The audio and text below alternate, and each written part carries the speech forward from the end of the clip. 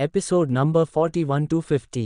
वैभव ने 90% अशुद्धता को साफ कर दिया था और बाकी 10% को साफ करने के लिए उसे केवल 3-4 दिनों की जरूरत है, क्योंकि मानसिक ऊर्जा में वृद्धि के साथ ग्रे अशुद्धता को साफ करने की गति भी बढ़ जाती है, लेकिन उसके ठीक होने का समय भी 5 घंटे तक बढ़ जाता है। ग्रे अशुद्धता को दूर करने के बाद वैभव जाग गया और सोचा, यार, वह लड़की राधिका उसके बाद कभी मदद मांगने नहीं आई। कोई बात नहीं, मैं पहले सभी ग्रे अशुद्धियों को साफ करता हूँ। उद्धरण। 3 दिन बाद वैभव वर्तमान में धूसर अशुद्धता के अंतिम बिट को मिटा रहा था। अपने मानसिक दायरे के अंदर एक बड़ा इरेजर अपने मानसिक क्षेत्र में एक कोने में ग्रे अशुद्धता के अंतिम बिट को साफ कर रहा था। Scratchy scratchy, scratchy scratchy, scratchy scratchy, ... ओह, आखिरकार काम किया। उद्धरण। लेकिन कुछ ही सेकंड के बाद कुछ हुआ। उसकी मानसिक ऊर्जा सुपरफास्ट गति से ठीक होने लगी और यहाँ तक कि अपनी सीमा से भी आगे निकल गई। फिर उसकी समनाय मानसिक ऊर्जा में 20% की वृद्धि हुई। ऐसा मत सोचो कि यह 20% कम वृद्धि है। वैभव का मानसिक ऊर्जा भंडार अब बहुत बड़ा है और उसमें से 20% बिल्कुल छोटी वृद्धि नहीं है। इस रहस्यमयी घटना के बाद वैभव ने बहुत तरोताजा महसूस किया। जैसा उसने सोचा, मुझे लगता है कि इस घटना का कारण होना चाहिए क्योंकि मैंने सभी ग्रे अशुद्धियों को साफ कर दिया है, इसलिए मुझे खुद से कुछ पुरस्कार मिले। उद्धरण। वास्तव में जब हर कोई अपने मानसिक दायरे के अंदर सभी ग्रे अशुद्धियों को साफ कर देता है तो वे अपनी मानसिक ऊर्जा को तुरंत ठीक कर लेते हैं और उसके बाद उन्हें 20% अतिरिक्त ऊर्जा मिलती है। यह ऐसा है जैसे आप अपने हाथों और पैरों के चारों ओर जंजीरों से बंधे जीवन जी रहे हैं और 1 साल बाद जब जंजीरें हटा दिए जाते हैं तो आप पाते हैं कि आपकी पिछली ताकत को पुनर्प्राप्त करने के शीर्ष पर आपकी ताकत बढ़ गई है। वैभव ने अचानक सोचा, अब देखते हैं कि भंवर अभी भी मेरी सारी मानसिक ऊर्जा को चूसता है या नहीं। उद्धरण। वैभव फिर धीरे धीरे काले भंवर के पास पहुंचा और अपनी चेतना के साथ थोड़ी मात्रा में मानसिक ऊर्जा लेकर आया। जैसे ही उन्होंने काले भंवर के क्षेत्र में प्रवेश किया, मानसिक ऊर्जा की थोड़ी मात्रा तुरंत अपनी सारी मानसिक ऊर्जा के साथ भंवर में चूस गई। उन्होंने अपनी मानसिक ऊर्जा को नियंत्रित करने की कोशिश की, लेकिन इसका कोई फायदा नहीं हुआ क्योंकि 3 सेकंड के बाद उसकी सारी मानसिक शक्ति समाप्त हो गई। वैभव अपने मानसिक दायरे से बाहर आ गया और उसका चेहरा काले भंवर द्वारा लाए गए भाषणहीनता से कांप रहा था। कुछ देर बाद उसने एक शब्द कहकर अपनी आंखें बंद कर लीं। तारांकन के। कौन जाने कितनी देर बाद वैभव ने अपनी आंखें खोली और घड़ी की ओर देखकर सोचने लगा, अरे, मुझे अपनी सारी मानसिक ऊर्जा को ठीक करने में 6 घंटे से थोड़ा अधिक समय लगा। मुझे इस समय को कम करने की आवश्यकता है। खटखट। फिर वैभव दरवाजा खटखटाने की आवाज़ सुनकर मन ही मन सोचा, आज सुबह सुबह मेरे पास कौन आया होगा, अभी सुबह के 5 बजे भी नहीं हैं। फिर वैभव दरवाजा खोलने के बाद व्यक्ति को देख अचंभित रह गया। ओह, इट्स वाई। जैसे ही दरवाजा खुला वह व्यक्ति जल्दी से अंदर आया और दरवाजा बंद कर दिया। वैभव ये देखकर हैरान रह गया। फिर वैभव ने कहा, राधिका, तुम बेवकूफ़, तुमने मुझे ये भी नहीं बताया कि शांतिपूर्ण गार्डन में तुम्हारा कौन सा घर है। 10 दिन पहले मैंने बहन अंजलि से पूछा और जब मैंने उन्हें आपकी उपस्थिति और मेरी स्थिति के बारे में बताया तो उन्होंने मुझे आपका पता बताया। खुशी है कि मैंने आपके बारे में पहले पता पूछा। राधिका फिर थोड़ी रुकी और एक राहत की सांसें ली, लेकिन फिर उसे थोड़ा डर लगने लगा। वैभव ने हैरानी से उसकी ओर देख रहा था। वैभव समझ गया था कि राधिका यहाँ पर क्यों आई है। फिर पूछा, क्या तुमने उसके बारे में अधिकारियों से शिकायत नहीं की? इससे पहले कि वह असहाय रूप से सिर हिलाती, राधिका ने खुद को आंतरिक रूप से शांत किया और कहा, मैंने शिकायत की थी और उसकी एकमात्र सजा 1 महीने के लिए तय की जा रही थी। 1 महीने के बाद वह जो चाहे वह करने के लिए स्वतंत्र होगा। इस तरह ये काम करता है क्योंकि उसके दादाजी उसे बचा लेगा। बेशक अगर वह मेरे साथ कुछ करता है तो उसे उचित सजा मिलेगी, लेकिन उसके बाद वहाँ क्या न्याय होगी? उसे और कड़ी सजा दी जाएगी, लेकिन वह जल्द या बाद में अपनी आज़ादी हासिल कर लेगा। राधिका ने फिर आगे बढ़ने से पहले एक गहरी सांस ली। इसीलिए मुझे आपकी मदद चाहिए, चूंकि आपने मुझसे कहा था कि आप मेरी मदद करेंगे। आप राधिका ने कहने से पहले थोड़ा झिझकते हुए कहा, आप मेरी मदद करेंगे जैसे आपने कहा था। वैभव ने एक मुस्कान के साथ सिर हिलाया, फिर कहा, मुझे एक योजना की आवश्यकता है। मैं उसको मार नहीं सकता, जैसा कि आपने बताया कि उसके दादाजी उसे बचा लेगा, इसलिए उसे सीधे तौर पर नहीं मार सकता, क्योंकि मेरे पास परिणामों का सामना करने की ताकत नहीं है। उद्धरण। फिर वैभव ने एक सरल योजना के बारे में सोचा और राधिका से कहा, मैंने कहा कि मैं तुम्हारी मदद करूंगा, इसलिए मैं तुम्हारी मदद जरूर करूंगा। लेकिन हमें एक योजना की ज़रूरत है। मैं इतना मजबूत नहीं हूं कि उसे मारने के बाद परिणाम भुगत सकूं, लेकिन अभी के लिए तुमको उससे छिपकर रहना होगा। तो तुम्हें बस इतना करना है कि उससे छिपना है। तुम जब चाहो यहाँ छिपने के लिए आ सकते हो। इस घर में वैसे भी 3 कमरे हैं, तो आपको क्या लगता है? राधिका ने एक पल के लिए सोचा, फिर वह मायूस हो गई और चिंतित स्वर में कहा, मेरे यहाँ आने से ठीक पहले बहन अंजलि ने अपने मानसिक तावीज़ से मुझे सूचित किया कि सुनील मेरे घर की ओर आ रहा था, इसलिए मेरे पास कुछ भी नहीं है लेकिन मैं अभी वापस नहीं जा सकता क्योंकि वह कमीने सुनील अभी मुझे ढूंढ रहा होगा। राधिका ने एक पल के लिए सोचा, फिर वह मायूस हो गई और चिंतित स्वर में कहा, मेरे यहाँ आने से ठीक पहले बहन अंजलि ने अपने मानसिक तावीज़ से मुझे सूचित किया कि सुनील मेरे घर की ओर आ रहा था, इसलिए मेरे पास कुछ भी नहीं है लेकिन मैं अभी वापस नहीं जा सकता क्योंकि वह कमीने सुनील अभी मुझे ढूंढ रहा होगा। वैभव ने राधिका की बात को सुनकर अपना सिर हिलाया और कहा, चिंता मत करो, बस यहीं छिप जाओ अभी के लिए। आज जब रात गहरी होगी मैं तुम्हारे साथ तुम्हारे घर में कपड़े जैसी चीज़ें लेने जाऊंगा और अन्य चीज़ें, तो आप जब तक चाहें यहाँ रह सकते हैं। राधिका शर्मा गई, लेकिन फिर उसने सख्त लहजे में कहा, सिर्फ मुसीबत से बचने के लिए मैं यहाँ रहूंगी। इसका मतलब यह नहीं है कि हमारे बीच कुछ भी है, और मैं यहाँ इसीलिए आया हूँ क्योंकि तुमने कहा था कि तुम मेरी मदद करोगे। उद्धरण चिन्ह। वैभव ने बेबसी से सिर हिलाया और अपने दोनों हाथों को ऊपर उठाते हुए कहा, हर कमरे में एक अलग बाथरूम है, इसलिए आपको इसके बारे में चिंता करने की ज़रूरत नहीं है। फिर वैभव एक मजाकिया लहजे में पूछा, राधिका आप कितने साल के हैं? वैभव की यह बात सुनकर राधिका भ्रमित हो गई, लेकिन फिर वह बोली, मैं 18 साल की हूँ। तुम ये क्यों पूछ रहे हो? और तुम? ये सुनकर वैभव ने आह भरी और कहा, नहीं ऐसे ही पूछ लिया और कोई बात नहीं है। फिर वैभव ने सोचा, हालांकि यादों से मुझे पता है कि यहाँ के लोगों की शादी 16 साल होने पर हो जाती है, फिर भी मुझे लगता है कि मैं पृथ्वी के नियमों का पालन कर रहा हूँ। उद्धरण। वैभव ने एक मुस्कान बिखेरी और कहा, मैं भी 18 साल का हूँ। ओह! राधिका ने आह भरी और पूछा, तो मेरा कमरा कौन सा है? वैभव ने 2 कमरों की ओर इशारा करते हुए कहा, आप उन 2 कमरों में से किसी एक को चुन सकते हैं। राधिका ने दोनों कमरों को एक एक करके चेक किया। जिस कमरे को उसने पहले चेक किया, अंदर जाने के बाद उसने दरवाज़ा बंद कर लिया और सोचा, वह आदमी मुझ पर जबरदस्ती नहीं करेगा, है ना? वह ऐसा करने के लिए काफ़ी मजबूत दिखता है।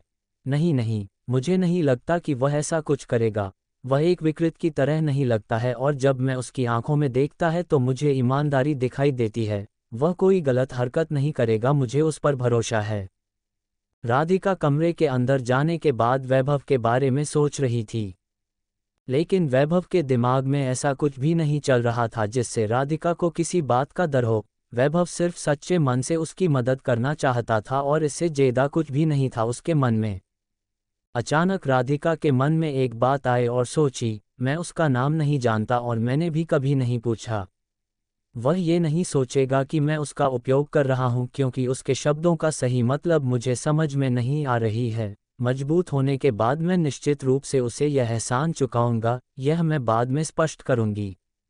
उद्धरण। राधिका फिर बिस्तर पर लेट गई, लेकिन उसे नींद नहीं आ रही थी और वह वैभव के ही बारे में सोच रही थी। फिर वह खुद से ही बोली, जब भी मैं उसके बारे में सोचती हूँ तो शर्मा जाती हूँ। मुझे आश्चर्य होता है कि यह क्या है। ये प्यार नहीं हो सकता। वह मुझसे कुल मिलाकर 2 बार मिला। उसने निष्कर्ष पर आने से पहले कुछ देर सोचा, यह एक आकर्षण होना चाहिए। मैंने उसके साथ जो किया उसके बाद मैं उसके प्रति आकर्षित हूँ और वह कैसे ईमानदार लगता है। हाँ, ये सिर्फ आकर्षण है, ये बाद में दूर हो जाएगा। उद्धरण। ...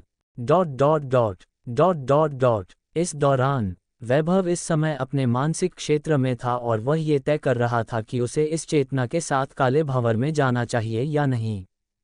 मानसिक दायरे के अंदर वैभव वर्तमान में काले भंवर को देख रहा था जैसा उसने सोचा था। जब मैं काले भंवर को देखता हूँ तो ऐसा लगता है कि मैं खुद को देख रहा हूँ, इसलिए यह निश्चित रूप से मेरे होने का एक हिस्सा है। इसके साथ ही मूल रूप से काले भंवर को होना चाहिए, मुझे नुकसान नहीं पहुंचाएगा।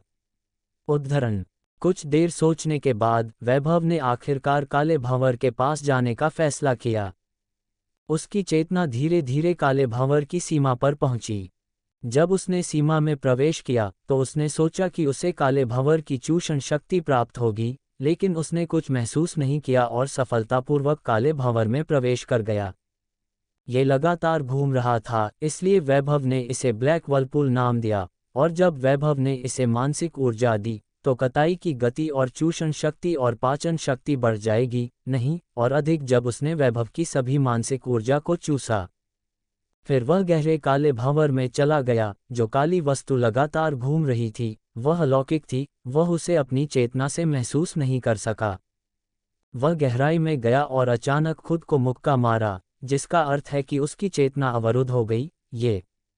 मैं आगे नहीं बढ़ सकता, ऐसा लगता है कि मैंने एक दीवार पर मुक्का मारा। रुको नहीं, जैसे मैंने एक दरवाजा को मुक्का मारा, कुछ अतीत होना चाहिए ये दरवाजा का। उद्धरण। वैभव ने फिर जोर से धक्का देने की कोशिश की लेकिन कोई फायदा नहीं हुआ, वह बिल्कुल भी हिलता नहीं था। जिस दीवार या दरवाजे को उसने मुक्का मारा वह हिलता भी नहीं था। शायद मुझे यहाँ आना चाहिए, जबकि काला भंवर एक तत्व को अवशोषित कर रहा है। इस तरह मैं देख सकता हूँ कि यह कैसे काम करता है। उद्धरण। वैभव तब तैयार हो गया क्योंकि अंत में उसके मौलिक समुद्रों को बनाने का समय आ गया था, एक अग्नि तत्व के लिए और एक थंडर तत्व के लिए। शायद मुझे यहाँ आना चाहिए, जबकि काला भंवर एक तत्व को अवशोषित कर रहा है। इस तरह मैं देख सकता हूँ कि यह कैसे काम करता है। उद्धरण। वैभव तब तैयार हो गया क्योंकि अंत में उसके मौलिक समुद्रों को बनाने का समय आ गया था, एक अग्नि तत्व के लिए और एक थंडर तत्व के लिए। वैभव ने पहले अपनी आंखें बंद की और वातावरण से अग्नि और गड़गड़ाहट की तात्विक ऊर्जा को अवशोषित करने के लिए ध्यान की स्थिति में प्रवेश किया। उन्होंने दीनानाथ से सीखा था कि उनके दिमाग को किसी भी विचलित करने वाले विचारों से बिल्कुल स्पष्ट होना चाहिए और ध्यान की स्थिति में प्रवेश करने के लिए खाली रहना चाहिए। एक ध्यान की स्थिति में प्रवेश करने के बाद उनकी आत्मीयता का प्रभाव शुरू हो जाएगा क्योंकि यह उनकी आत्मीयता से संबंधित तात्विक ऊर्जा को आकर्षित करेगा उनकी तरफ। चूंकि वैभव का वर्तमान में आग और गड़गड़ाहट से लगाव है, तो वह वातावरण से अग्नि और गड़गड़ाहट की तात्विक ऊर्जाओं को आकर्षित करेगा। बेशक तात्विक ऊर्जा इकट्ठा करने का एक और तरीका है और वह है मौलिक क्रिस्टल का उपयोग करना, लेकिन वैभव के पास वर्तमान में कुछ भी नहीं है, इसलिए वह केवल इस पद्धति का उपयोग कर सकता है। वैभव को अचानक याद आया कि उसके पास हाई ग्रेड फायर और high grade thunder elemental crystal हैं, लेकिन उनका सार काले भंवर द्वारा चूसा गया था। वैभव बुदबुदाया और अचानक उसे एक विचार आया, शायद मैं चैम्बर्स में प्रशिक्षण के लिए मुद्रा के रूप में उनका उपयोग करने की कोशिश कर सकता हूँ। उद्धरण। चैम्बर बड़ी मात्रा में तात्विक ऊर्जा का उत्पादन करते हैं, इसलिए यह प्रशिक्षण में प्रगति का एक अच्छा तरीका है, लेकिन हमें उनका उपयोग करने के लिए एलिमेंटल क्रिस्टल को कीमत के रूप में भुगतान करने की आवश्यकता है। वैभव खड़ा हो गया और उसने अपने बैग से दोनों क्रिस्टल को पकड़ लिया और दरवाजा खटखटाया जहां राधिका रह रही थी। कमरे के अंदर राधिका चौंक गई और अपने विचारों से बाहर निकल गई और उसने चिंता से पूछा, क्या है? बस आपको ये बताने आया कि मैं प्रशिक्षण मंडलों में साधना करने जा रहा हूँ। ये कहकर फिर वैभव मौलिक जादूगरों के प्रशिक्षण क्षेत्र की दिशा में चला गया। इस बीच राधिका चौंक गई और उलझन में सोचा, ट्रेनिंग चैम्बर्स, लेकिन क्या वह मौलिक योद्धा नहीं है? बहन अंजलि ने कहा था कि वह एक मौलिक योद्धा है जो एल्डर दीनानाथ का रिश्तेदार है। उद्धरण। ... इसी बीच वैभव तेजी से आया और ट्रेनिंग जोन में पहुंच गया। सबसे पहले वह बूथ पर गया, क्योंकि ये कक्ष बंद हैं और बूथ पर कीमत चुकाने के बाद ही इसे खोला जा सकता है, इसीलिए मुझे पहले प्रभारी से मिलना होगा, वैभव ने सोचा। वैभव फिर बूथ पर गया और प्रभारी व्यक्ति से कहा, मैं एक उच्च श्रेणी के एलिमेंटल क्रिस्टल के साथ कक्ष में कब तक प्रशिक्षण ले सकता हूँ? प्रभारी 40वें वर्ष के ओल्ड मैन था। वह वैभव पर मुस्कुराया और उत्तर दिया, आप एक उच्च श्रेणी के पत्थर के साथ 1 घंटे के लिए कक्ष में रह सकते हैं। वैभव ने सिर हिलाया और उस व्यक्ति को एक उच्च श्रेणी का अग्नि तत्व क्रिस्टल दिया। मैं 1 घंटे के लिए फायर चैम्बर में रहना चाहूँगा। उस बूढ़े आदमी ने क्रिस्टल लिया और बूथ के अंदर अपनी मेज पर एक बटन दबाया और कहा, ठीक है, मैंने फायर चैम्बर नंबर 24 खोल दिया है। 1 घंटे के बाद ऊर्जा की आपूर्ति अपने आप बंद हो जाएगी। इसके बाद वैभव फायर चैम्बर नंबर 24 पर पहुंचे और अंदर चले गए। दीवारों पर हैंडल नहीं थे, लेकिन बीच में एक छोटा सा गद्दा था। वैभव वहां जाकर बैठ गया। जैसे ही वे बैठे, अग्नि तात्विक ऊर्जा गैसीय रूप में प्रकट हुई। वैभव ने फिर एक ध्यान की अवस्था में प्रवेश किया और अग्नि तत्व ऊर्जा को स्वचालित रूप से अवशोषित करना शुरू कर दिया। वैभव ने अचानक अपनी आंख खोली क्योंकि उसने अपने चारों ओर अग्नि तात्विक ऊर्जा की अनुपस्थिति को महसूस किया। मैंने समय का भी ध्यान नहीं दिया। मैंने ध्यान की अवस्था में प्रवेश करने के बाद सहज रूप से ऊर्जा को अवशोषित कर लिया। वैभव को तभी अचानक कुछ याद आया, यार, मैं मौलिक ऊर्जाओं को परिष्कृत करना भूल गया जब मैं उन्हें अवशोषित कर रहा था। अब मुझे अपनी अग्नि ऊर्जा समुद्र को परिष्कृत करना है। मेरी अग्नि ऊर्जा समुद्र वैसे भी कहाँ है? ऊर्जा समुद्र बनने के बाद मैंने पहली पुस्तक में जो पढ़ा है उससे मैं इसके साथ अपने आप संबंध बनाने में सक्षम होना चाहिए और अपने अंगों को हिलाने की तरह आसानी से बाहरी दुनिया में इससे चैनल खोल सकता हूँ। वैभव ने ध्यान की अवस्था में प्रवेश करने का निर्णय लेने से पहले कुछ सेकंड के लिए सोचा और जैसे ही उन्होंने ध्यान की स्थिति में प्रवेश किया, वे स्पष्ट रूप से महसूस कर सकते थे कि उनके मानसिक क्षेत्र के नीचे कुछ बना हुआ है और उस चीज का उनके साथ बहुत करीबी संबंध है। वैभव ने तब ध्यान केंद्रित किया और अपनी चेतना को केवल चकित करने के लिए वहां ले गया। उनके मानसिक क्षेत्र के नीचे एक और क्षेत्र मानसिक क्षेत्र की तरह खुल गया था और उस क्षेत्र के अंदर नारंगी गैसीय द्रव्यमान का एक कटोरा वहां इकट्ठा हुआ था। गैसीय द्रव्यमान को देखते हुए वैभव ने सोचा, तो यह मेरी अग्नि ऊर्जा समुद्र है। ये वास्तव में छोटा है। उद्धरण। तभी उन्हें अपने चैत्य क्षेत्र में किसी प्रकार की हलचल महसूस हुई, लेकिन इससे पहले कि वे वहां जांच के लिए जाते, वे इस क्षेत्र के अंदर कुछ दिखाई दे रहे थे, जहां उनकी अग्नि ऊर्जा समुद्र निवास करती थी। उन्हें देखकर चकित रह गए। ये वह लाल क्रिस्टल था।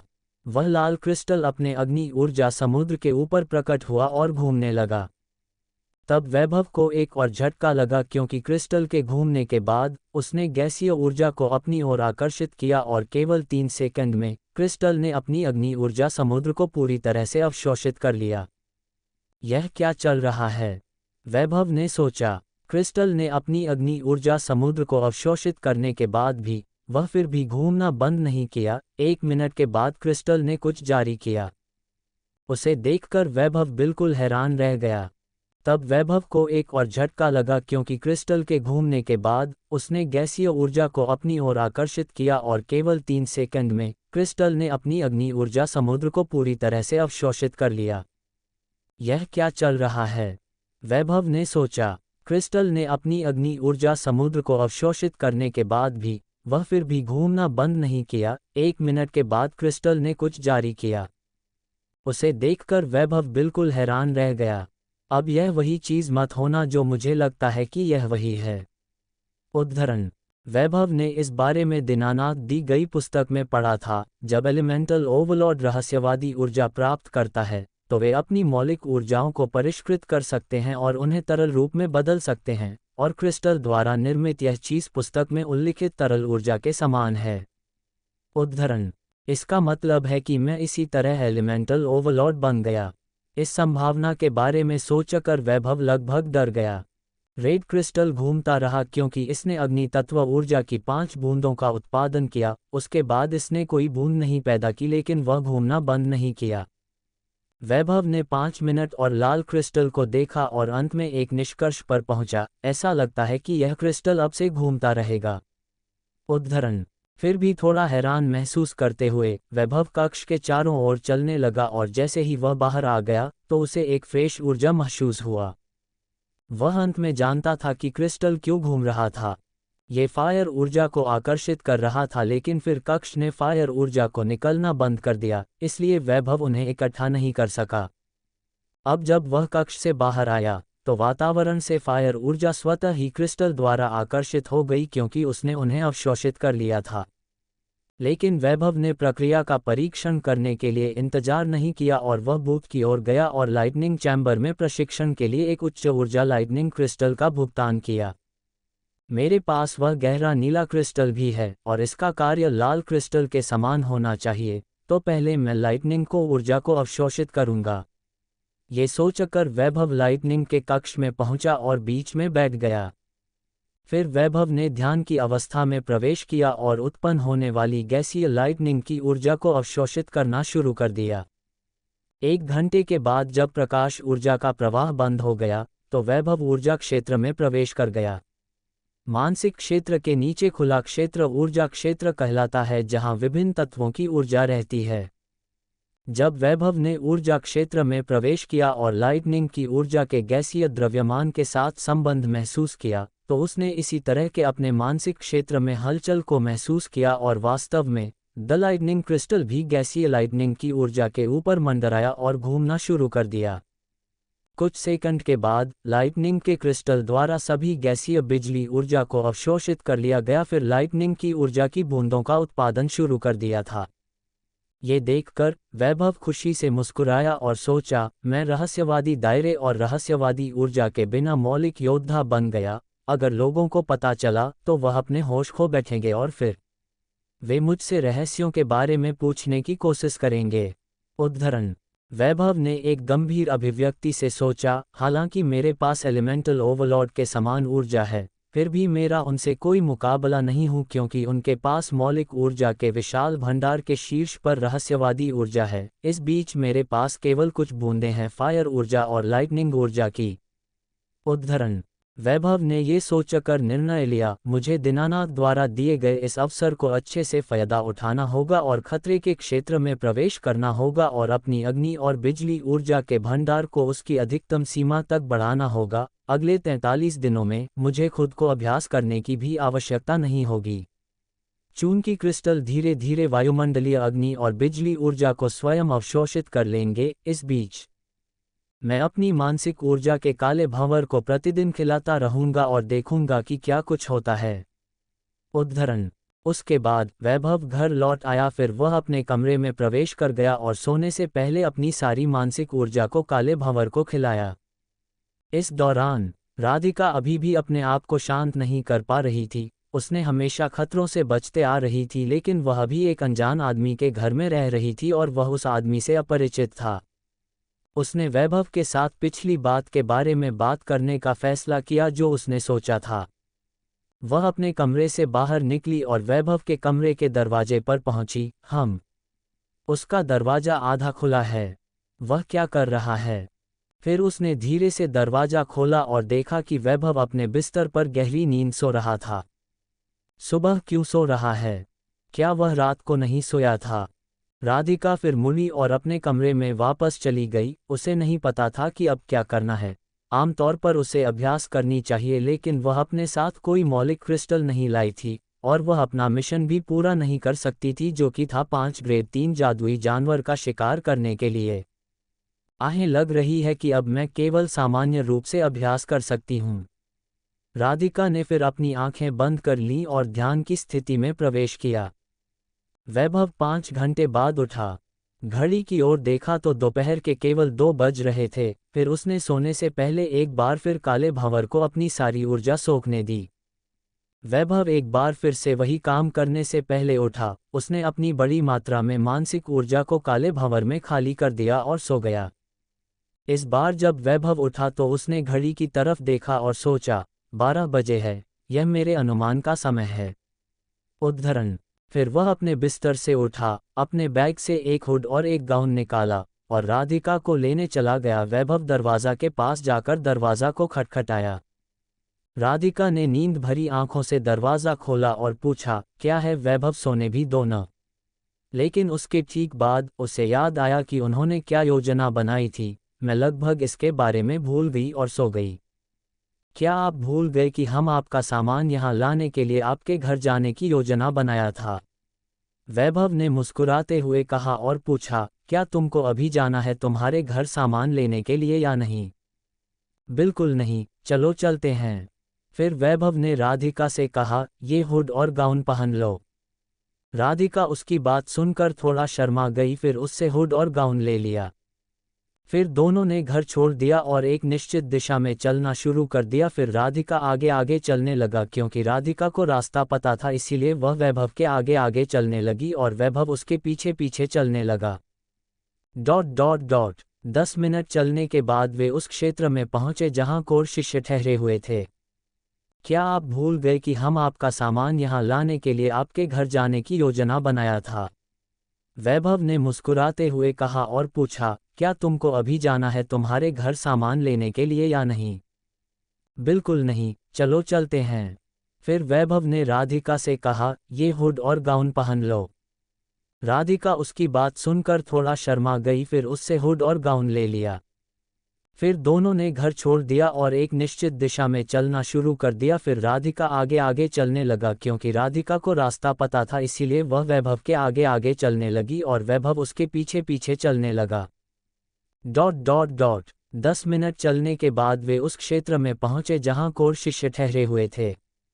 यहाँ के सदनों का भी अपना निजी आधार था और प्रत्येक घर के बीच काफ़ी जगह भी थी। हालांकि वे अभी भी दीनानाथ द्वारा वैभव को दिए गए घर की तुलना में थोड़े जर्जर थे। राधिका और वैभव वे दोनों 5 मिनट तक उस क्षेत्र में थोड़ी और चले। फिर राधिका ने बाईं ओर के घर की ओर इशारा किया और वैभव से फुसफुसाया, यह मेरा घर है, यहाँ थोड़ी देर रुको, मैं अपना सामान पैक कर दूंगी। वैभव ने फुसफुसाते हुए चारों ओर देखा, फिर राधिका से कहा, अब तुम जाओ, मैं तुम्हारी यहीं पर इंतजार करता हूँ। बस बेकार चीज़ें अपने साथ न लेना, केवल अपने क्रिस्टल, कपड़े इत्यादि जैसी जरूरी चीज़ें लेना। राधिका ने वैभव को देखे बिना कहा, मुझे पता है। इसके बाद वह अपने घर की तरफ गई, फिर वह अंदर चली गई। वैभव ने फिर अपनी मानसिक ऊर्जा को चारों ओर फैला दिया ताकि वह आने वाले खतरे को पहले से ही जान सके। ... 15 मिनट के बाद आखिरकार राधिका 3 बैग लेकर घर से निकली। राधिका को बाहर आते देख वैभव ने हाथ हिलाया और वो 3 बैग वैभव की तरफ उड़ गए। इसके बाद वैभव मनीषा की तरफ हाथ बढ़ाया और कहा, मेरा हाथ पकड़ लो। राधिका ने कोई जवाब नहीं दिया और वैभव की इस हरकत से वह चौंक गई थी। वैभव ने फिर सीधे उसका हाथ पकड़ लिया और अपने घर की दिशा में उड़ गया और 3 बैग उसके पीछे तैर रहे थे। राधिका एक बार फिर चौंक गई और वह वैभव को देखा और अविश्वास में कहा, तुमने अपना मानसिक क्षेत्र भी खोल दिया है। वैभव ने उसकी ओर देखा और मुस्कुराते हुए कहा, मैंने अपनी सारी धूसर अशुद्धियां साफ कर दी हैं। ये सुनकर हैरानी से राधिका का मुंह खुला का खुला रह गया और फिर उसने सोचते हुए अपना सिर हिला दिया, असंभव, वह सिर्फ 18 साल का है और वह उस पर मौलिक योद्धा के रूप में प्रशिक्षण ले रहा है। फिर वह उत्सुक हो गई और फिर वैभव से पूछा, आपने अपना प्रशिक्षण कब शुरू किया? और आप एक मौलिक योद्धा हैं, है ना? वैभव ने तुरंत जवाब नहीं दिया, वे पहले ही अपने घर आ चुके थे। वह पहले हंसते हुए जवाब देने से पहले नीचे उतरे, हाँ, मुझे 2 साल भी नहीं हुए हैं जब से मैंने एलिमेंटल वॉरियर के रूप में प्रशिक्षण शुरू किया है, और 1 साल भी नहीं हुआ है जब मैं मेरा मानसिक क्षेत्र खोला। इतना बेतुका जवाब सुनकर राधिका ने स्पष्ट रूप से उस पर विश्वास नहीं किया और बैग उठाकर अंदर जाने से पहले अपनी आंखें घुमा लीं। वैभव समझ गया कि उसे उस पर विश्वास नहीं है।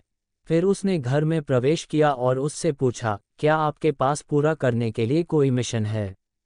मुझे पता है कि मुख्य शिष्यों को मिशन खत्म करने की ज़रूरत होती है। ये कहते हुए उन्होंने अपने हाथों को लहराया और अपनी मानसिक ऊर्जा से अपने बैग को नियंत्रित किया और फिर अपने कमरे का दरवाज़ा खोला और डाल दिया। इससे पहले कि वह आगे बढ़े, उन्हें उसके कमरे के अंदर एक तरफ रख दिया। और क्या तुमने किसी को अपना गुरु नहीं बनाया है? आपको उस कमीने सुनील के बारे में चिंता करने की ज़रूरत नहीं है यदि आपके गुरु के रूप में एक प्रमुख बुजुर्ग है तो। उद्धरण चिन्ह। ये देखकर कि वैभव ने उसके बैग कमरे में रख दिया है, वह फिर कुर्सी पर बैठ गई, एक गहरी सांस ली और अपनी स्थिति बताई। मैं अभी 6 महीने पहले थंडर फायर वैली में शामिल हुई। ये देखकर कि मेरे पास दोहरे तत्व थे और वे दोनों उच्च ग्रेड थे, मुझे सीधे कोर शिष्य के रूप में स्वीकार किया गया था। मेरा वर्तमान मिशन 5 ग्रेड 3 जादुई जानवरों को मारना है।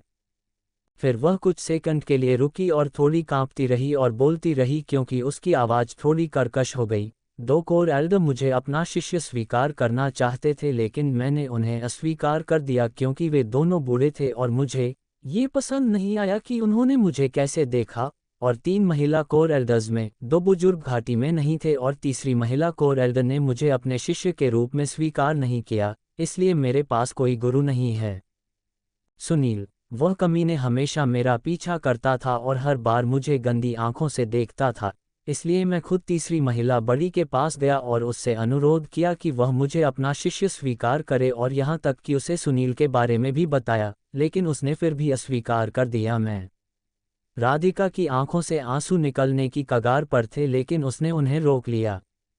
वैभव उलझन में था कि उस महिला बुजुर्ग ने राधिका को अपने शिष्य के रूप में क्यों स्वीकार नहीं किया, लेकिन जब से उसने राधिका से कहा कि वह उसकी मदद करेगा तो वह निश्चित रूप से उसकी मदद करेगा। बेशक वह बिना लापरवाह कदम उठाए उसकी मदद करेगा। वैसे भी चलो उसे अभी के लिए खुश करें।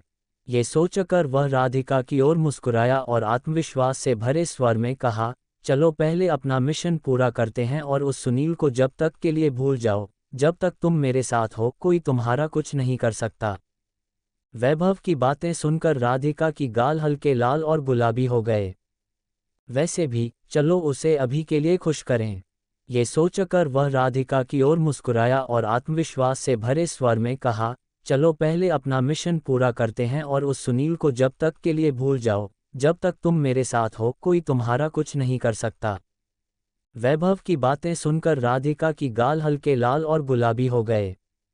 राधिका से कोई प्रतिक्रिया न देखकर वैभव ने उसका हाथ पकड़ लिया और द्वीप पर ट्रेनिंग जंगल की दिशा में निकल गया, जहां मुख्य शिष्य आमतौर पर जादुई जानवरों का शिकार करते हैं। वैभव के हाथ पकड़ने के बाद भी राधिका चुप रही लेकिन उसका चेहरा कुछ और ही कह रहा था क्योंकि वह और भी ज्यादा शर्मा रही थी। उसने अपने धड़कते दिल को शांत करने के लिए कुछ गहरी सांसें लीं। फिर उसने वैभव की ओर देखा जो सामने देख रहा था, लेकिन उसके चेहरे को एक बार फिर करीब से देखने से उसका दिल तेजी से धड़क रहा था, इसलिए उसने तुरंत दूर देखा। सिर्फ 5 मिनट के बाद वे ट्रेनिंग जंगल में पहुंचे। फिर वैभव ने राधिका से कहा, चलो चलें, अब आप अपना मिशन पूरा कर सकते हैं। राधिका ने वैभव की ओर देखे बिना सिर हिलाया और आगे बढ़ने लगी।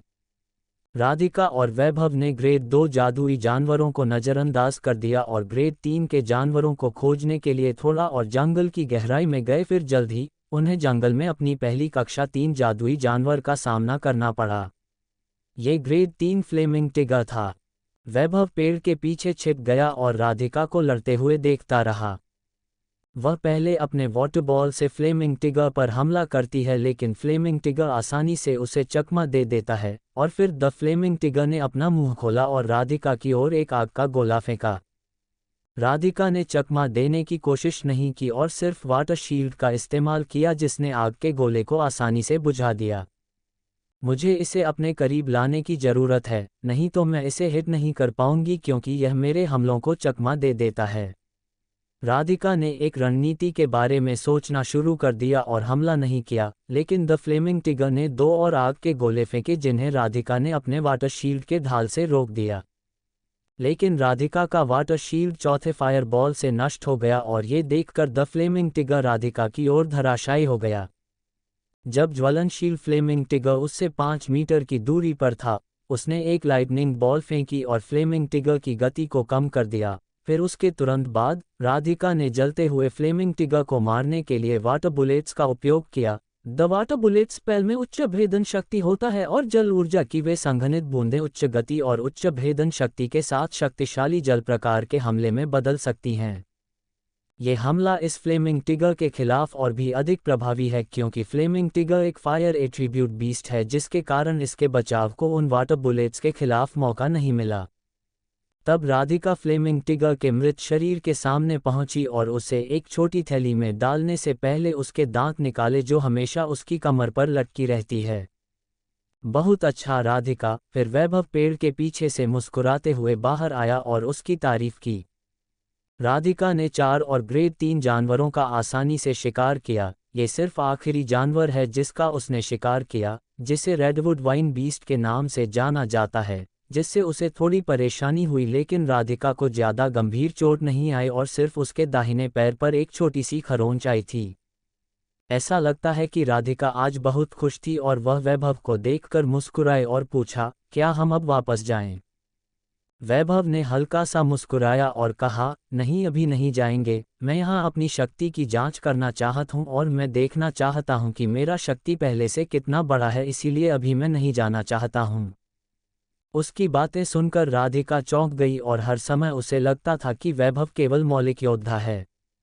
लेकिन फिर उसने सोचा, उसने अभी हाल ही में अभ्यास करना शुरू किया होगा, इसलिए मुझे संदेह है कि वह मौलिक जादूगर के रूप में मजबूत होगा भी या नहीं। उद्धरण। इस बारे में सोचते हुए राधिका ने वैभव को सिर हिलाते हुए कहा, ठीक है, चलो एक तात्विक जादूगर के रूप में अपनी ताकत की जांच करें। वैसे आपके पास कौन सी मौलिक आत्मीयता है? वैभव ने सबसे पहले राधिका का हाथ पकड़ा और जंगल की गहराई की ओर तेजी से आगे चला गया, जिससे राधिका डर गई और इससे पहले कि वह कुछ कहती, वैभव ने उसके सवाल का जवाब दिया, मेरे पास फायर एंड थंडर एफिनिटीज है। तुम जंगल की गहराई में क्यों जा रहे हो? राधिका ने डर के मारे चिल्लाई, क्योंकि वैभव जंगल के अंदर गहराई में जा रहा था, इसलिए राधिका ने डर के मारे चिल्लाई। चिंता मत करो, मैं ग्रेड 5 के जानवरों को ऐसे ही हरा सकता हूं जैसे वे ग्रेड 6 के जानवरों के लिए खिलौने हैं। हालांकि मैंने उनसे पहले कभी लड़ाई नहीं की है, लेकिन मुझे उम्मीद है कि मुझे उसे हराने में कोई दिक्कत नहीं होना चाहिए। वैभव ने जो कहा उसे सुनकर राधिका लगभग बेहोश हो गई, क्योंकि वह स्पष्ट रूप से विश्वास नहीं कर सकती थी कि वैभव ने क्या कहा। बेशक कोई भी इस पर विश्वास नहीं करेगा अगर उन्होंने एक 18 वर्षीय लड़के के बारे में सुना है जिसमें एलिमेंटल आर्कमेज के समान शक्तिशाली हो। वैभव, तुम अभी रुक जाओ, राधिका ने कांपते हुए कहा, लेकिन वैभव ने कहा, क्या? मुझे कुछ सुनाई नहीं दे रहा है। चूंकि आप मेरी बातों पर विश्वास नहीं करते हैं, तो मुझे लगता है कि आप मेरे साथ चलो और आपको सब कुछ मालूम चल जाएगा। साथ ही मैं द्रवित तात्विक ऊर्जा की शक्ति को भी देखना चाहता हूँ। उद्धरण। वैभव अब बिना अंदर जाए अपने ऊर्जा क्षेत्र को महसूस कर सकता था, और स्वचालित अभ्यास के पूरे दिन के बाद फायर क्रिस्टल और थंडर क्रिस्टल दोनों ने केवल एक बूंद का ही बढ़ोतरी किया था। राधिका ने रुकने के लिए कुछ और बार कहा, लेकिन वैभव ने इसे नज़रअंदाज कर दिया और तेजी से आगे बढ़ता रहा। आखिरकार 5 मिनट बाद वह दोनों पहुंच गया, और जैसे ही पहुंचा तो वैभव का सामना ग्रेड 6 बीस्ट का सामना हुआ। वैभव अब बिना अंदर जाए अपने ऊर्जा क्षेत्र को महसूस कर सकता था, और स्वचालित अभ्यास के पूरे दिन के बाद फायर क्रिस्टल और थंडर क्रिस्टल दोनों ने केवल एक बूंद का ही बढ़ोतरी किया था। राधिका ने रुकने के लिए कुछ और बार कहा, लेकिन वैभव ने इसे नज़रअंदाज कर दिया और तेजी से आगे बढ़ता रहा। आखिरकार 5 मिनट बाद वह दोनों पहुंच गया, और जैसे ही पहुंचा तो वैभव का सामना ग्रेड 6 बीस्ट का सामना हुआ। Grade 6 beast, fire scaled green wing lion. ये जानवर 5 मीटर से थोड़ा अधिक लंबा और 3 मीटर चौड़ा था। यह अपने कठिन आग के पैमाने के लिए जाना जाता है, और यह एक अद्वितीय ऊर्जा गेंद को छोड़ सकता है जिसमें ज्वाला और लकड़ी के तत्व होते हैं जो विस्फोट के बाद जहरीली गैस में तब्दील हो जाते हैं। The fire scaled green wing lion सो रहा था, और वैभव का वास्तव में उसे जगाने का कोई इरादा नहीं था। उसने राधिका को चुप रहने का इशारा किया और उसे एक घने पेड़ के पीछे छिपा दिया। बाद में वैभव धीरे धीरे आगे आया और वह जानवर से 50 मीटर दूर रुक गया। फिर वैभव ने अपने ऊर्जा क्षेत्र से अग्नि ऊर्जा की एक बूंद को नियंत्रित किया और उससे बाहर लाया। जैसे ही फायर ऊर्जा की बूंद निकली, आसपास के तापमान में काफ़ी वृद्धि हुई। आग ने हरे रंग को बढ़ाया, लेकिन पंख वाले शेर का सामान्य तापमान बहुत अधिक था और आग के तराजू ने उसके शरीर को ढक लिया। वैभव उस बूंद के अंदर एक जबरदस्त अग्नि ऊर्जा को महसूस कर सकता था। फिर वह कल्पना करता है कि फायर ऊर्जा की बूंद को आग के गोले में बदलने के लिए नियंत्रित किया जाता है, लेकिन वह फायर ऊर्जा की बूंद से ऊर्जा के विस्तार को नियंत्रित नहीं कर सकता, क्योंकि यह 5 मीटर त्रिज्या का बड़ा आग का गोला बन जाता है और यह और भी बड़ा हो रहा था। लेकिन वैभव ने तब नियंत्रित किया जब धीरे धीरे आग के गोले को 2 मीटर के दायरे में आग के गोले में संकुचित कर दिया। ये सीन देखकर राधिका इतनी शॉक्ड हो गईं कि उन्हें यकीन ही नहीं हो रहा था कि उनके सामने क्या हो रहा है, या कोई वह सपना देखा रहा है। लेकिन ये कोई सपना नहीं था बल्कि एक हकीकत था। फिर राधिका ने अपने गालों पर एक चुटकी ली और वह दर्द महसूस किया, और वह जो देख रही है वह सच है। पर कैसे? उद्धरण: आग के गोले की गर्मी और शक्ति को देखकर सोते हुए शेर को भी जगा दिया, लेकिन इससे पहले कि वह दहाड़ पाता, वैभव ने आग का गोला जानवर की ओर फेंक दिया। 50 मीटर दूरी से वैभव आग का गोला शेर के ऊपर फेंक दिया, और इससे पहले कि शेर कुछ कर पाता, आग का गोला सीधे शेर के ऊपर जाकर फट गया और एक जोरदार आवाज हुआ। तारांकन बूम! तारांकन! वैभव आग का गोला फटने से पहले राधिका को लेकर ऊपर की ओर उड़ गया था ताकि उसे झटके से चोट न लगे। फिर दोनों ने परिणाम देखने के लिए नीचे की ओर देखा, लेकिन वे अवाक रह गए क्योंकि फायर स्केल्ड ग्रीन विंग लान के टुकड़े टुकड़े हो गए थे। मांस के कुछ जले हुए टुकड़े और हड्डियां ही वहां बची थीं। उस आग के गोले से हुई तबाही को देखकर राधिका की चेहरे पर सदमा, हैरानी, शौक देखी जा सकती थी गई, और वैभव भी उतना ही चौंक गया जितना कि राधिका। तो यह मौलिक योद्धा की शक्ति है। द फेंक! वह सिर्फ एक बूंद थी, बस एक। वैभव ने मन ही मन सोचा। वैभव को नहीं पता था कि गैसीय ऊर्जा और तरल ऊर्जा के बीच एक बहुत बड़ा गुणात्मक अंतर है।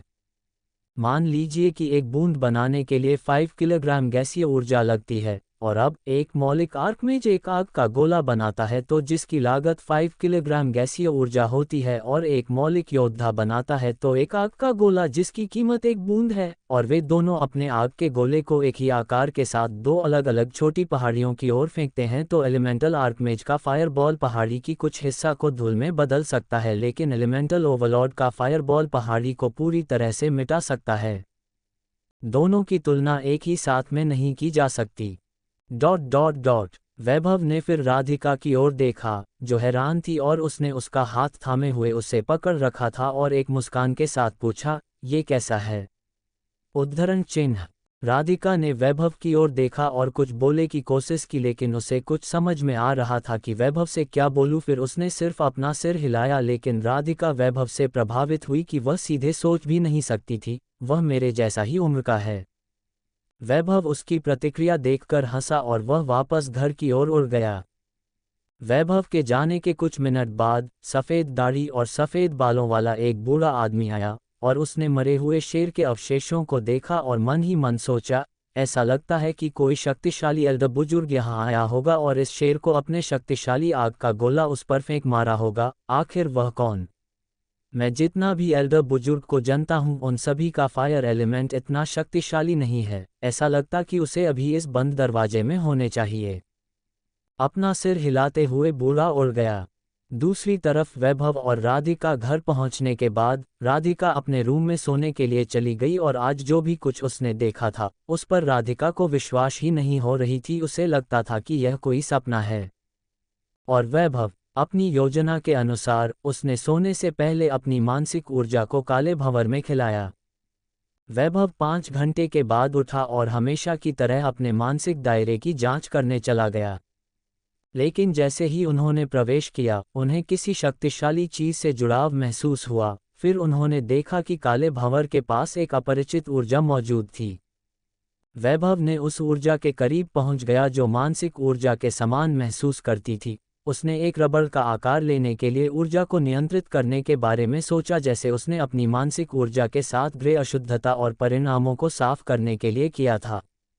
वैभव ने उस ऊर्जा के करीब पहुंच गया जो मानसिक ऊर्जा के समान महसूस करती थी। उसने एक रबड़ का आकार लेने के लिए ऊर्जा को नियंत्रित करने के बारे में सोचा, जैसे उसने अपनी मानसिक ऊर्जा के साथ ग्रे अशुद्धता और परिणामों को साफ करने के लिए किया था।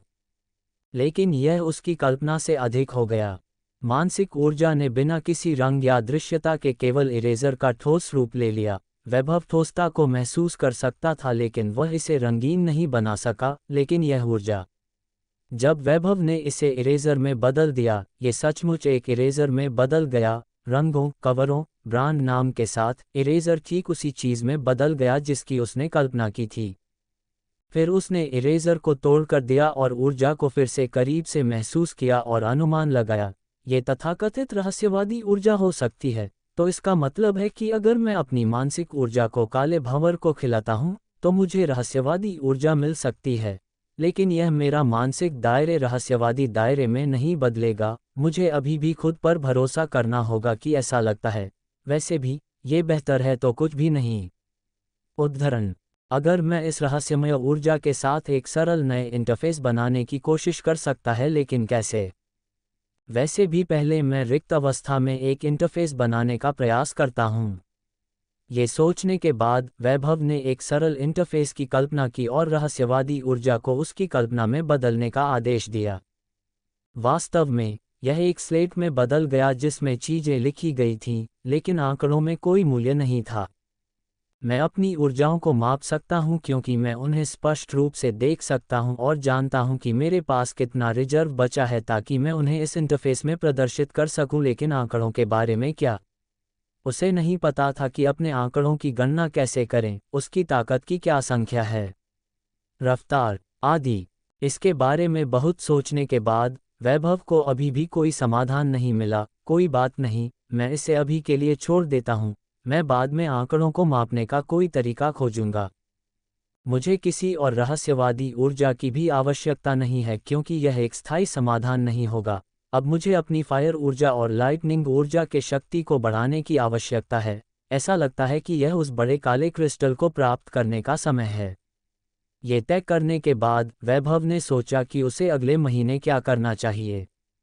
वैभव ने कुछ देर सोचा और फैसला किया, अगले महीने के लिए मैं थंडर फायर वैली के बाहर जाऊंगा और ये देखने की कोशिश करूंगा कि क्या मुझे अभ्यास के दौरान एक और एलिमेंट की आत्मीयता मिल सकती है।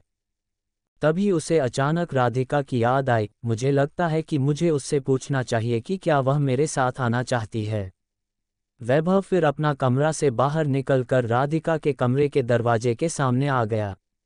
उद्धरण: फिर वैभव ने राधिका की कमरे का दरवाजे को खटखटाया लेकिन दरवाज़ा खुल गया। लगता है कि वह दरवाज़ा बंद करना भूल गई। फिर वैभव ने कमरे के अंदर झांका तो देखा कि राधिका गहरी नींद में सो रही है। राधिका को देखकर वैभव मन ही मन सोचा, अरे वाह, वह तो बहुत खूबसूरत है, क्या मस्त फिगर है। आज पहली बार मैंने ध्यान से उसे देखा। नहीं नहीं वैभव, तू क्या सोच रहा है, ये गलत है। तुम दूसरों की तरह कैसे सोच सकते हो। उद्धरण: मुझे यहाँ से निकल जाना चाहिए, अभी के लिए नहीं तो राधिका मुझे देखकर गलत सोच लेगी। राधिका को जागने के बाद तब मैं उससे पूछूंगा कि क्या वह कार्य के लिए मेरे साथ आना चाहती है। उद्धरण: वैभव फिर बाहर चला गया, द्वीप से नीचे उड़ गया और उस जंगल में पहुंचा जो इन थंडर फायर वैली के पास था। वैभव को उस जगह की खोज करने में देर नहीं लगी जिसमें ब्लैक क्रिस्टल स्थित था। वह अंदर गया और देखा कि क्रिस्टल अभी भी यहीं पर है, लेकिन वैभव को वानर नहीं देखा। वैभव ने फिर क्रिस्टल को उठाया और सोचा, इसे बेचकर मैं कुछ महत्वपूर्ण सामान खरीदूंगा। फिर यह सोचकर वैभव शहर की ओर उड़ गया। मुझे पहले एक स्पेस अंगूठी खरीदनी चाहिए क्योंकि कल बाहर जाने पर मुझे इसकी आवश्यकता होगी। उद्धरण: फिर वैभव शहर में आ गया और कुछ लोगों ने वैभव को देखकर अपने आपस में इशारा किया और वैभव की हाथ में बड़ा काला क्रिस्टल को देखकर कुछ ने लालच भी दिखाया, लेकिन शहर में रहते हुए वे कुछ नहीं कर सकते थे। फिर वैभव ने अपनी गति को तेज किया और क्लियर स्काई ट्रेजर्स नाम की एक बड़ी दुकान पर पहुंचा। वैभव काले क्रिस्टल के साथ अंदर चला गया। जैसे ही वह अंदर गया, एक कर्मचारी ने वैभव के हाथ में बड़ा क्रिस्टल देखकर वैभव से कहा, कृपया इधर से। ये कहकर वह वैभव को दूसरी मंजिल तक ले गया। ये बहुत स्पष्ट था कि वैभव बड़े काले क्रिस्टल को बेचने के लिए यहाँ लेकर आया था, इसलिए वह सीधे वैभव को दूसरी मंजिल तक ले गया। दूसरी मंजिल पर पहुंचने के बाद स्टाफ ने वैभव को एक पेशेवर मुस्कान दी और पूछा, सर, क्या आप केवल इस क्रिस्टल को बेचना चाहते हैं या कुछ खरीदना भी चाहते हैं? वैभव ने बड़े क्रिस्टल को मेज पर रख दिया और कहा, आइए पहले देखें कि इस क्रिस्टल की कीमत कितनी है। फिर हम उस चीज़ पर चर्चा करेंगे जो मैं खरीदना चाहता हूँ। जरूर सर। इतना कहकर स्टाफ ने क्रिस्टल को उठाया और उसकी जांच करने लगा। 2 मिनट बाद उसने कहा, सर, ये क्रिस्टल पीक ग्रेड का है और साइज भी बड़ा है। उसके बाद उन्होंने वैभव से पूछा, आप भुगतान के रूप में किस प्रकार के मौलिक क्रिस्टल चाहते हैं? यदि आप फायर या thunder high grade elemental crystal में भुगतान चाहते हैं तो हम उनमें से 20 का भुगतान कर सकते हैं, लेकिन थंडर और फायर के अलावा अन्य तत्वों के लिए हम 15 उच्च ग्रेड क्रिस्टल का भुगतान कर सकते हैं। हमारे पास अन्य मौलिक क्रिस्टल हैं, वाटर, एर्थ, विंड, और हमारे पास dark element high grade crystal भी हैं, लेकिन यदि आप उन्हें चाहते हैं तो हम इस काले रंग के बदले में उनमें से केवल 10 का भुगतान कर सकते हैं। क्रिस्टल। उसके बाद उन्होंने वैभव से पूछा, आप भुगतान के रूप में किस प्रकार के मौलिक क्रिस्टल चाहते हैं? यदि आप फायर या thunder high grade elemental crystal में भुगतान चाहते हैं तो हम उनमें से 20 का भुगतान कर सकते हैं, लेकिन थंडर और फायर के अलावा अन्य तत्वों के लिए हम 15 उच्च ग्रेड क्रिस्टल का भुगतान कर सकते हैं। हमारे पास अन्य मौलिक क्रिस्टल हैं, वाटर, एर्थ, विंड, और हमारे पास dark element high grade crystal भी हैं, लेकिन यदि आप उन्हें चाहते हैं तो हम इस काले रंग के बदले में उनमें से केवल 10 का भुगतान कर सकते हैं। क्रिस्टल। वैभव आश्चर्यचकित था कि उनके पास डार्क एलिमेंट क्रिस्टल थे, लेकिन निर्णय लेने से पहले उन्होंने पूछा, क्या आप स्पेटियल रिंग बेचते हैं?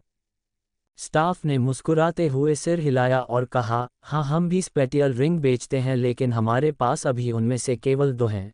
एक में 10 क्यूबिक मीटर की जगह है और दूसरे में 25 क्यूबिक मीटर की जगह है। 10 क्यूबिक मीटर की कीमत रिंग 30 हाई ग्रेड फायर या थंडर एलिमेंटल क्रिस्टल्स है। अगर आपके पास वाटर, अर्थ या एयर एलिमेंटल क्रिस्टल हैं तो इसकी कीमत 24 हाई ग्रेड क्रिस्टल होगी। अगर आपके पास लाइट और डार्क एलिमेंट क्रिस्टल हैं तो इसकी कीमत केवल 16 हाई ग्रेड क्रिस्टल होगी। उद्धरण चिन्ह। वैभव ने फिर उस आदमी को 25 क्यूबिक मीटर रिंग की कीमत बताने से रोका और कहा, मुझे 10 डार्क एलिमेंटल क्रिस्टल दे दो। स्टाफ मुस्कुराया और कहा, जरूर सर। फिर उसने किनारे पर एक दराज खोला और 10 उच्च ग्रेड डार्क एलिमेंट क्रिस्टल वैभव को दिया। उन्हें प्राप्त करने के बाद वैभव ने कर्मचारियों से पूछा, क्या आप उच्च श्रेणी के क्रिस्टल अर्जित करने का कोई तेज तरीका जानते हैं? स्टाफ ने जवाब देने से पहले एक पल के लिए सोचा और कहा, उच्च श्रेणी के मौलिक क्रिस्टल अर्जित करने का तेज तरीका गिल्ड हॉल से मिशन प्राप्त करना या एक गुट में शामिल होना और उनके द्वारा पोस्ट किए गए मिशन को पूरा करना है। दूसरा तरीका शक्तिशाली जानवर ग्रेड 5 और ग्रेड 6 को मारना है। जानवरों को उनकी हड्डियों और खाल के रूप में कवच और अन्य चीजें बनाने के लिए इस्तेमाल किया जा सकता है, लेकिन अंत में वह हिचकिचाहट के साथ रुक गया क्योंकि उसने सोचा था कि वैभव ऐसे शक्तिशाली जानवरों को मारने में सक्षम नहीं हो सकता है। क्या आप मुझे गिल्ड हॉल के बारे में और बता सकते हैं? वैभव ने गिल्ड हॉल के बारे में और जानना चाहता था, इसलिए वैभव ने गिल्ड हॉल के बारे और भी जानकारी प्राप्त के लिए स्टाफ से फिर पूछा। गिल्ड हॉल में लोग अपने अनुरोध और पुरस्कार रख सकते हैं, जिसका प्रबंधन संयुक्त रूप से शक्तिशाली गुटों द्वारा किया जाता है, जैसे thunder fire valley, sky lark pavilion, thousand seas palace, cloud fantasy palace आदि। वहाँ विभिन्न प्रकार के मिशन हैं, जैसे कि एस्कॉटिंग के रूप में विशिष्ट प्रकार के जानवरों का शिकार करना, उदाहरण के लिए 3 आइड डार्क फ्रॉग की जहर की थैली आदि। गिल्ड हॉल के कामकाज को समझते हुए वैभव ने सिर हिलाया। फिर वैभव पूछा, क्या आपके स्टोर में को मिशन है? कर्मचारी सिर हिलाने से पहले कुछ सेकंड के लिए झिझके और अपनी मुस्कान को फिर से बरकरार रखते हुए कहा, वास्तव में हाँ, हमने गिल्ड हॉल में एक मिशन पोस्ट किया है। मिशन एक बार अजगर को जीवित वापस लाने के बारे में है। जीवित के रूप में इसमें बहुत घायल नहीं होना चाहिए। हमें मिली जानकारी के अनुसार हाल ही में यहाँ से दक्षिण में 140 km दूर एक बड़ी झील पर एक फ्लड ड्रैगन देखा गया था। वैभव ने पूछा, उस फ्लड ड्रैगन का ग्रेड क्या है और पुरस्कार क्या हैं? वह फ्लड ड्रैगन ग्रेड 6 और इनाम है। स्टाफ ने कुछ सेकंड के लिए एक बार फिर झिझकते हुए कहा, इनाम 100 उच्च श्रेणी की गड़गड़ाहट या फायर तत्व क्रिस्टल है। इनाम के बारे में सुनकर वैभव की आंखें चमक गईं, लेकिन वैभव ने अपने खुशी को कर्मचारी को पता चलने नहीं दिया। फिर वैभव कर्मचारी से कहा, क्या इनाम थोड़ा कम नहीं है? जैसे आप चाहते हैं कि बाढ़ का अजगर ज्यादा चोट के बिना जीवित रहे, है ना? यह स्टाफ थोड़ा हिचकिचाया और अपनी आवाज कम करते हुए कहा, वास्तव में मुझे भी लगता है कि इनाम थोड़ा कम है, लेकिन बॉस कीमत बढ़ाने को तैयार नहीं है, इसलिए कोई भी हमारे मिशन को स्वीकार नहीं कर रहा है। वैभव ने फिर मुस्कुराते हुए पूछा, तुम्हारा बॉस कहाँ है? मैं उसके साथ कुछ बातें करना चाहता हूँ। चिंता मत करो, मेरा एक बड़ा भाई है जो एक बहुत शक्तिशाली एलिमेंटल आर्कमेज है। अगर मैं आपके बॉस से कुछ चीज़ों के बारे में बात कर सकता हूँ तो मेरा भाई इस मिशन को स्वीकार कर सकते हैं। ये सुनकर स्टाफ हैरान रह गया और कहा, ओह फिर कुछ मिनट रुकिए, बॉस तीसरी मंजिल पर है, मैं बॉस को आपके बारे में बताता हूँ जो आपने कहा। ये कहकर वह ऊपर चला गया। स्टाफ कुछ मिनटों के बाद वापस आया और वैभव को अपने साथ ऊपर जाने के लिए कहा। फिर वे दोनों तीसरी मंजिल पर पहुंचे और वैभव ने बॉस के कार्यालय में प्रवेश किया, जबकि कर्मचारी काम पर वापस चले गए। बॉस ऐसा लग रहा था जैसे वह अपने 40वें वर्ष में था, उसकी नारंगी दाढ़ी और थोड़ा थोड़ा सफ़ेद बाल थे, वह शारीरिक रूप से ज़्यादा बूढ़ा नहीं दिखता था। बॉस ने इशारा किया और वैभव को बैठने के लिए कहा। वैभव के कुर्सी पर बैठने के बाद बॉस ने कहा, तो आप बाढ़ के अजगर को जीवित वापस लाने के मेरे अनुरोध के बारे में क्या बात करना चाहते थे? मैं आपको पहले से बता दूंगा कि मैं पुरस्कार नहीं बढ़ाऊंगा। वैभव बस मुस्कुराया और कहा, ऐसा लगता है कि आप बाढ़ के अजगर को पाने की कितनी जल्दी में हैं। इस मालिक के साथ माइंड गेम खेलने की उसकी अपनी योजनाएं थीं ताकि वह इनाम बढ़ा सके। बॉस की आंख थोड़ी बदल गई, लेकिन उसने शांत भाव से जवाब दिया, हमें बाढ़ के अजगर को पकड़ने की कोई जल्दी नहीं है। मैंने देखा। वैभव ने सिर हिलाया और पूछा, क्या आपके पास एक और बाढ़ अजगर के ठिकाने के बारे में जानकारी है? बॉस ने झिझकते हुए कहा, नहीं, हमें एक और बाढ़ अजगर के ठिकाने की जानकारी नहीं है। वैभव ने फिर मुस्कुराया और अपनी इनाम की पेशकश की। इनाम में 50 घन मीटर स्पेस की अंगूठी जोड़ें और मैं एक दिन में बाढ़ के अजगर को बिना ज़्यादा चोट के यहाँ लाऊंगा। वैभव बस मुस्कुराया और कहा, ऐसा लगता है कि आप बाढ़ के अजगर को पाने की कितनी जल्दी में हैं। इस मालिक के साथ माइंड गेम खेलने की उसकी अपनी योजनाएं थीं ताकि वह इनाम बढ़ा सके। बॉस की आंख थोड़ी बदल गई, लेकिन उसने शांत भाव से जवाब दिया, हमें बाढ़ के अजगर को पकड़ने की कोई जल्दी नहीं है। मैंने देखा। वैभव ने सिर हिलाया और पूछा, क्या आपके पास एक और बाढ़ अजगर के ठिकाने के बारे में जानकारी है? बॉस ने झिझकते हुए कहा, नहीं, हमें एक और बाढ़ अजगर के ठिकाने की जानकारी नहीं है। वैभव ने फिर मुस्कुराया और अपनी इनाम की पेशकश की। इनाम में 50 घन मीटर स्पेस की अंगूठी जोड़ें और मैं एक दिन में बाढ़ के अजगर को बिना ज़्यादा चोट के यहाँ लाऊंगा। वैभव ने फिर मुस्कुराया और अपनी इनाम की पेशकश की। इनाम में 50 घन मीटर स्पेस की अंगूठी जोड़ें और मैं एक दिन में बाढ़ के अजगर को बिना ज़्यादा चोट के यहाँ लाऊंगा। वैभव ने जो कहा उसे सुनकर बॉस हैरान और लगभग गुस्से से पागल ही हो गया, लेकिन उसने खुद को शांत किया और ठंडे स्वर में कहा, ऐसा लगता है कि हमारे पास यहाँ बात करने के लिए अब कुछ नहीं है, अब आप जा सकते हैं। वैभव ने स्पष्ट रूप से सिर हिलाया और बड़बड़ाने से पहले ऊपर देखा, चूंकि आप इसे नहीं चाहते हैं, तो मुझे लगता है कि मैं अपने भाई से इसे मेरे लिए पकड़ने का अनुरोध करूंगा। मैं लंबे समय से एक शांत पालतू जानवर चाहता हूं और यह बाढ़ ड्रैगन एक आदर्श विकल्प है। ये सुनकर बॉस का चेहरा लाल पीला गया। फिर वैभव बस खड़ा हो गया और कमरे से बाहर निकलने के लिए दरवाजे की ओर जाने लगा।